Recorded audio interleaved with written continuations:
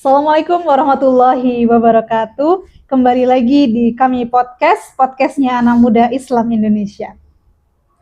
Kali ini kita sudah kehadiran narasumber yang istimewa. Itu bibi aku. Halo bibi. Assalamualaikum. Waalaikumsalam. Boleh ya, sekali lagi say hi kepada para penonton. Assalamualaikum warahmatullahi wabarakatuh. Ya gayanya kayak gini ya. Assalamualaikum. Ya, di sini namanya Bi Lia Rosaliana. Beliau selaku founder dari komunitas terapi Siroh Nabawiyah. Nah, komunitas terapi Siroh Nabawiyah fokus kepada terapi hati yang dengan menghadirkan kisah-kisah Nabawiyah Rasulullah dan para sahabatnya, sehingga dapat diambil hikmah-hikmahnya seperti itu ya, untuk memperbaiki hati kita gitu ya Mi, untuk meningkatkan kualitas keimanan kita. Iya, betul. Salah satunya sih. Salah satunya. Jadi sekian banyak manfaat yang bisa kita dapatkan dengan mengkaji kisah Rasul, itu salah satunya. Ya, betul sekali. Nah, masih berkaitan dengan apa yang dipelajari di komunitas ini, terkait tentang depresi atau mental health, atau apapun yang disebutnya zaman sekarang. Kan sekarang lagi sering banget ya Mi dibicarakan tentang aku kena depresi, atau aku kena sakit mental illness gitu ya. Nah, di antara teman-teman juga ada yang seorang muslimah yang entah mendiagnosis dirinya atau sudah didiagnosa oleh ahli mengidap sakit mental seperti itu. Apakah wajar atau lumrah sebagai seorang muslimah mengidap penyakit mental? Menurut Umi, pandangan Umi seperti apa? Ya, baik. Ini kita mesti bedakan dulu antara yang memang menjadi penyakit yang berakibat dengan fisik atau memang penyakit yang memang secara bukan penyakit ya, penyakit yang secara fisik ataupun penyakit yang sebenarnya tidak berakibat sampai jauh ya, sampai tidak merusak fisik. Jadi kalau dibilang depresi wajar nggak sih di muslimah? Ya pastinya wajar lah, karena dalam surat Al-Baqarah 155 sendiri Allah mengatakan bahwa setiap manusia itu akan diuji. Diujinya mulai dari apa? Mulai dari ketakutan, kelaparan, kekurangan jiwa, harta gitu kan. Kenapa takut itu yang paling pertama? Yaitu itu tandanya bahwa sebenarnya kita memang akan suatu saat akan mengalami depresi gitu. Nah, tapi depresi itu wajar ya. Depresi itu hal yang sangat wajar terjadi. Tinggal kita bagaimana cara pandangnya, menangkap itu sebagai sebuah tekanan yang memang pada akhirnya mengganggu fisik kita, atau menjadi sebuah peluang untuk meningkatkan kualitas diri kita. Jadi salah seorang psikiater yang waktu itu saya bekerja di sana, sempat bekerja di rumah sakit dan mendampingi salah satu psikiater, bahwa memang setiap manusia itu pasti akan mengalami tekanan gitu. Tekanan itu tergantung dia, besar atau kecilnya tergantung bagaimana dia menyikapinya. Dan yang pasti setiap manusia butuh tekanan itu untuk bisa lebih baik sebenarnya.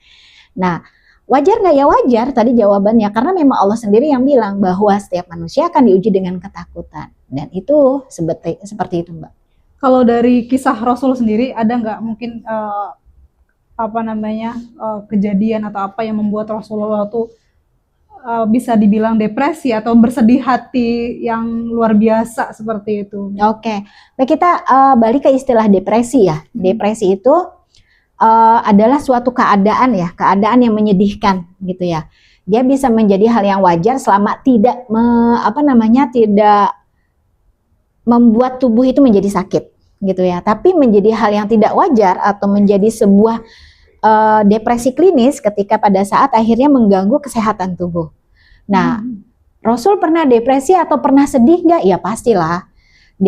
Rasul pernah satu saat kehilangan dua orang yang sangat dicintai, yaitu Ibunda Khadijah sebagai seorang supporter terbaik, supporter pertama, supporter terbaik, dan supporter yang selalu siap ada gitu ya di sisi beliau. Dan kedua, ketika kehilangan Abu Thalib dalam waktu yang bersamaan tuh, sehingga disebut dengan tahun kesedihan.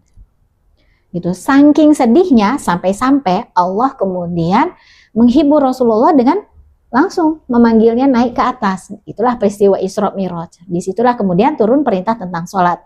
Dengan sholat itulah sebenarnya menjadi sebuah hiburan Rasul. Seperti itu. Nah, ada lagi ketika Rasul kehilangan Ibrahim, putranya gitu ya. Rasulullah menangis gitu. Rasulullah menangis. Wajar sama seperti itu. Dan para sahabatnya tanya, ya Rasul engkau menangis? Iya. Ini adalah tangisan kasih sayang. Tapi di zaman sekarang kan banyak yang skeptis ya, menganggap bahwa orang yang depresi atau sakit mental itu dikaitkan dengan kurangnya iman gitu. Nah mungkin ini pandangan Umi seperti apa tentang itu? Ya kalau untuk kurang iman sih bisa, di satu sisi dia memang sedang dalam keadaan kurang iman. Iman itu kan seperti vitamin ya sebenarnya. Kita kalau kurang vitamin C apa yang terjadi? Kita kurang vitamin D apa yang terjadi? Kalau kurang vitamin C, badan kita cepat sakit, kulit kita cepat usang, kan seperti itu. Vitamin D kita kalau misalnya kurang vitamin D, bisa jadi sendi-sendi kita banyak yang sakit.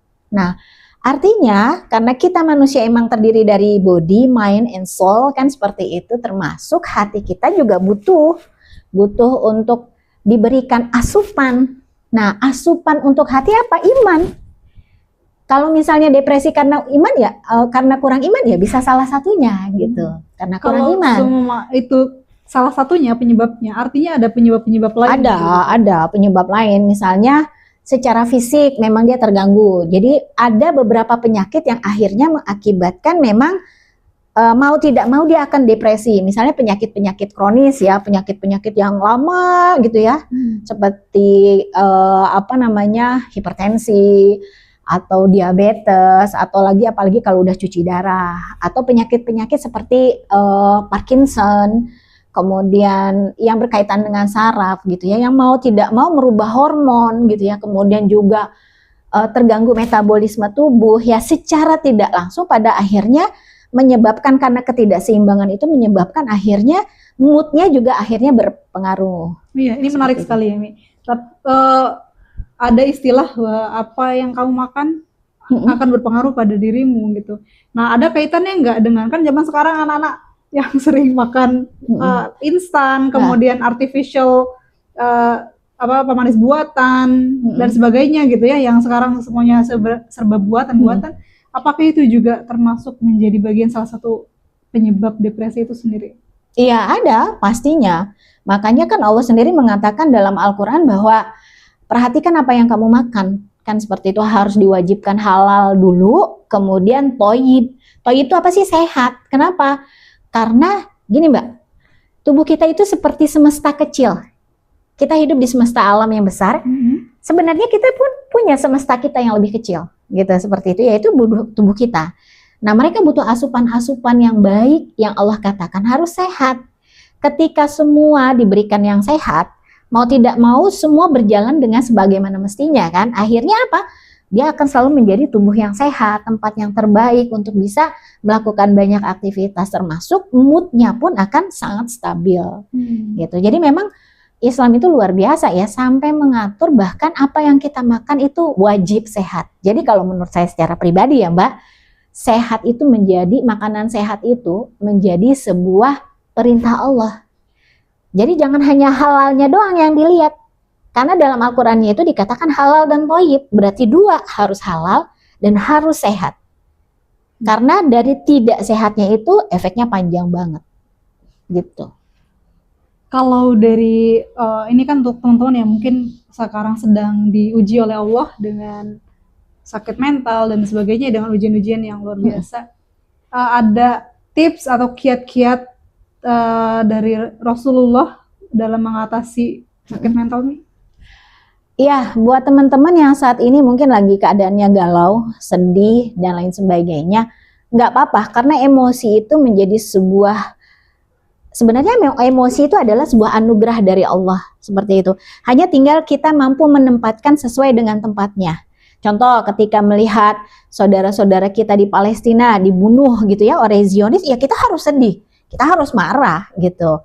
Seperti itu menempatkannya. Tapi kalau untuk sesuatu hal yang akhirnya justru melanggar syariat, seharusnya kita tidak sedih.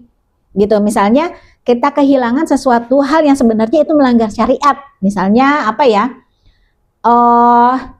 akhirnya kita kehilangan misalnya uang riba lah kan seperti itu.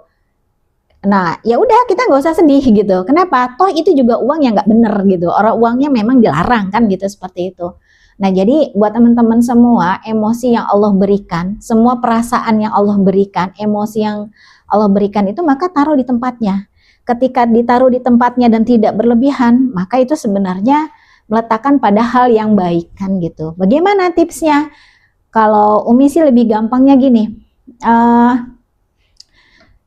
Supaya bisa lebih enak ketika kita menerapi diri kita sendiri, ya kita balik lagi ke cerita-cerita Rasulullah gitu. Cerita-cerita Rasulullah, kalau kita udah lagi suntuk banget ya, kalau lagi suntuk banget kan kemudian disuruh dengerin kajian agama, kayaknya juga masuknya butuh waktu gitu. Nah, dan memang manusia itu seneng ya kalau diceritain, makanya Rasul-Rasul juga sering diceritain kisah-kisah Rasul-Rasul yang dulu sama Allah ketika dalam keadaan sedih.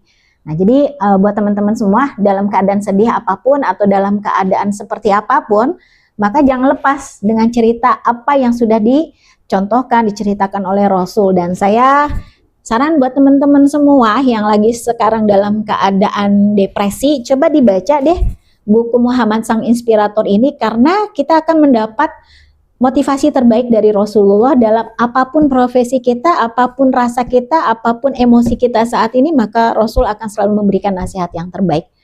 Mungkin kalau saya bilangnya gitu aja, baca aja dulu buku ini gitu. Seperti itu, karena Allah katakan bahwa Allah sudah mengutus Rasul gitu ya, dan kawanmu Muhammad itu adalah benar gitu.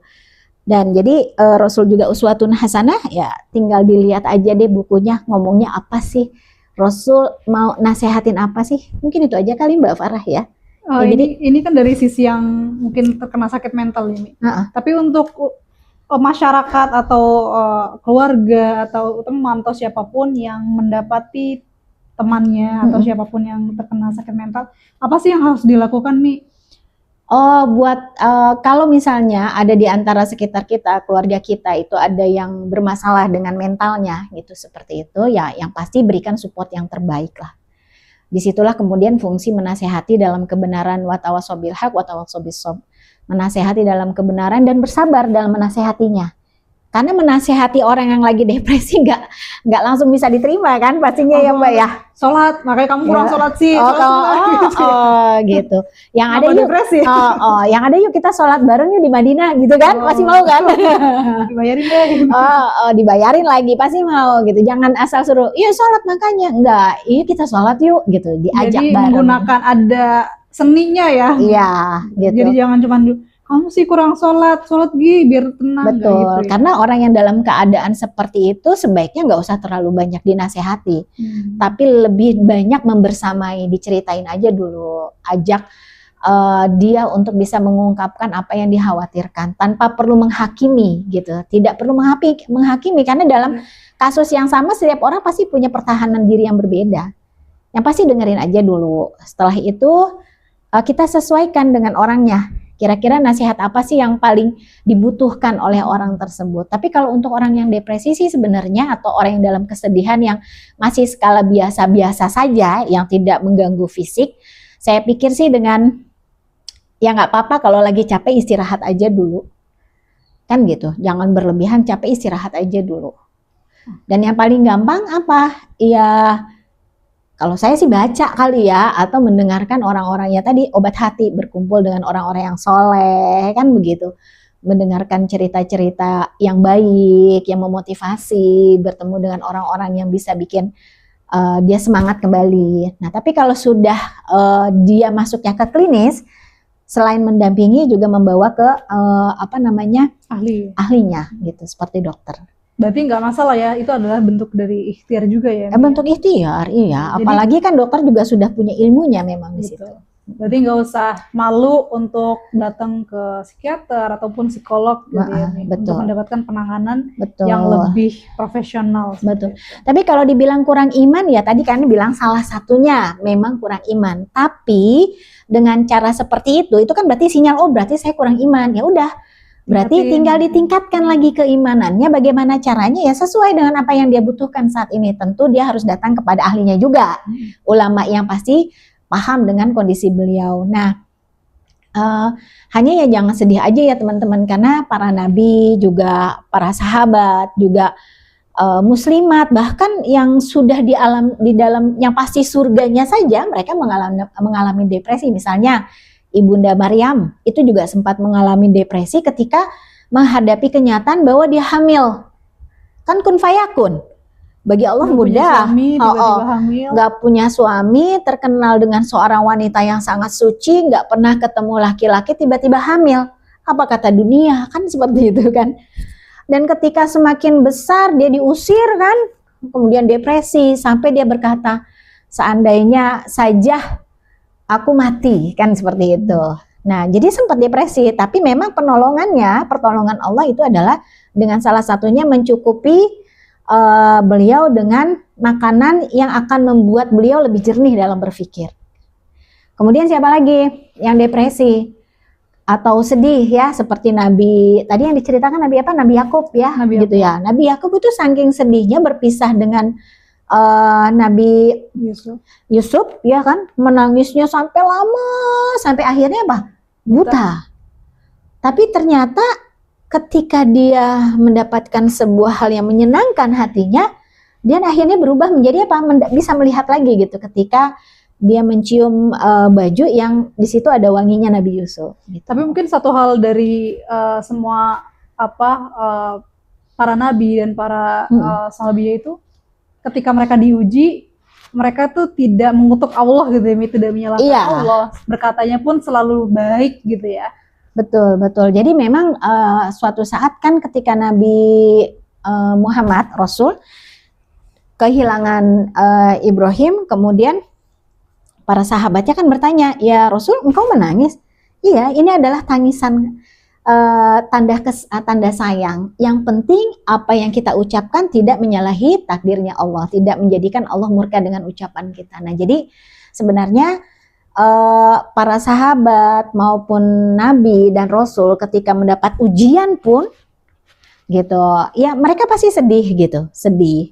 Tapi mereka tidak kemudian akhirnya menjadikan tidak menerima takdir dari Allah, karena mereka yakin bahwa ini semua adalah memang ketentuan dari Allah yang mereka diuji untuk bisa menjadi orang-orang yang lulus dalam ujian Allah tersebut. Dan itu menjadi pembelajaran kita semua ya. Kalau dibilang gini, ya kan dia Nabi, lah saya siapa? Kamu juga sama, Nabi juga manusia. Makanya dikatakan bahwa para Rasul itu diutus dari kaummu, maksudnya dari manusia juga. Coba kalau nabinya malaikat, makin jadi punya alasan kan, iya kan dia Nabi, malaikat pula ya gitu. Nabinya sudah diciptakan dari manusia, artinya walaupun dia Nabi, tapi kita masih bisa mencontoh gitu. Bahkan ujian Nabi pun lebih berat daripada manusia yang ada di muka bumi ini. Iya, tapi bukan berarti kemudian, ya kan dia Nabi, ditemenin Allah terus. Nah, emang kita nggak ditemenin sama Allah? Iya. Jantung kita aja berdetak, siapa yang mendetakkan? Ya Allah. Kita yang berikan semuanya Allah. Betul. Allah 24 jam, bahkan misal nggak 24 jam, lebih dari 24 jam selalu bersama kita. Kitanya aja yang nggak nganggap Allah. Kalau suatu saat kita sedih, bisa jadi kita sendiri kurang dekat sama Allah. Kenapa? Karena kita tidak menyandarkan kesedihan kita kepada yang lebih kuat, yaitu Allah gitu. Nah, kalau dibilang kurang iman, ya udah tingkatin aja keimanannya gitu. Tapi dalam suatu penelitian juga dikatakan bahwa iman ini bukan suatu penyebab, bisa menjadi penyebab seperti yang dikatakan tadi ya. Kurangnya iman bisa menjadi salah satu penyebab, bukan penyebab mutlak. Tapi dengan meningkatkan iman itu bisa menjadikan obat dari depresi itu sendiri. Iya, betul. Karena kan kalau depresi itu kan masalah hati ya. Ya obatnya kembali di hati. Yaitu apa obat hati? Yaitu memang iman, agama. Tapi kalau misalnya depresinya dikarenakan memang masalah fisik gitu, masalah penyakit gitu, yang diobati fisiknya. Ya obati juga fisiknya. Fisiknya diobati, hatinya juga diobati. Karena kalau fisiknya diobati, hatinya nggak diobati juga, Mbak, itu susah sembuhnya, lama. Jadi komplikasi jadinya. Kenapa? Karena ketika kita sedih kan hormon kortisolnya meningkat tuh. Itu hormon yang menyebabkan berbagai penyakit di dalam tubuh. Nah, ketika kita happy, kita bahagia, kita terima bahwa yakin Allah itu mentakdirkan yang terbaik, proses kesembuhan, proses perawatan maupun proses kesembuhannya jauh lebih cepat. Ya. Gitu. Itu mungkin pengalaman pribadi saya juga sih, Mi. Waktu lama kan nggak hamil gitu ya. Terus hamil kan senang banget gitu ya. Terus tiba-tiba harus keguguran, sedihnya luar biasa. Tapi dengan penghiburan satu doa, apa ya saya cari udah lupa doanya, Masya Allah. Doa yang disampaikan diganti sama Allahumma jurni fi musibatin, ya, wa akhlif li khairum minha. Ketika mendapatkan seperti apa namanya informasi tersebut bahwa Allah itu tidak akan menyia-nyiakan kesabaran kita, ujian yang telah kita lalui dan sebagainya, itu langsung plong, alhamdulillah, kayak dikasih keguguran, aku nggak harus ngurus anak, tapi Allah janjikan apa, dengan kesabaran itu Allah janjikan pahala yang besar gitu kan. Langsung udah cuma sejam nih, sejam habis itu ya udah happy lagi ya. Meskipun ya kehilangan tetap sedih gitu, tapi ada penghiburan bahwa Allah akan memberikan ganjaran yang luar biasa gitu. Akhirnya ya kesedihan itu nggak berlarut-larut seperti itu. Iya, intinya gitu aja ya buat teman-teman semua yang mungkin saat ini hatinya sedang bermasalah. Coba cek yang bermasalah itu apakah memang betul dari kurang imannya atau memang ada gangguan fisiknya, maka segera diterapi sesuai dengan kebutuhannya. Kalau memang kurang iman ya nggak apa-apa, tinggal ditingkatin imannya lagi, nggak masalah kok kurang iman juga, karena iman itu kata Rasul up and down gitu ya, fluktuatif ya, fluktuatif up and down gitu ya. Udah tinggal ya udah deh, aku harus banyak belajar lagi, aku harus bertemu dengan orang-orang baik, soleh, ulama yang bisa memotivasi. Kalau ternyata karena kendala fisik, tinggal berobat ke dokter kan gitu, dan disikapi dengan ya optimis ya, insya Allah nanti Allah akan selalu memberikan support yang terbaik, bahkan pertolongan yang selalu ada untuk kita semua ya. Buat teman-teman semua tetap semangat. Ya mungkin di sesi ini sangat menarik ini sebenarnya, tapi waktu ya yang tadi saya highlight ya, pertama ketika mengalami gangguan jiwa, depresi atau mental illness, yang pertama kali harus dicek itu penyebabnya apa nih gitu. Ya betul ya. Betul. Dari penyebab itu kita terapinya akan lebih tepat sesuai dengan apa yang dibutuhkan tadi ya. Kemudian juga apa yang kita makan itu sangat berpengaruh terhadap tubuh kita. Makan makanan yang sehat tentunya akan menjadikan pikiran dan fisik kita lebih sehat.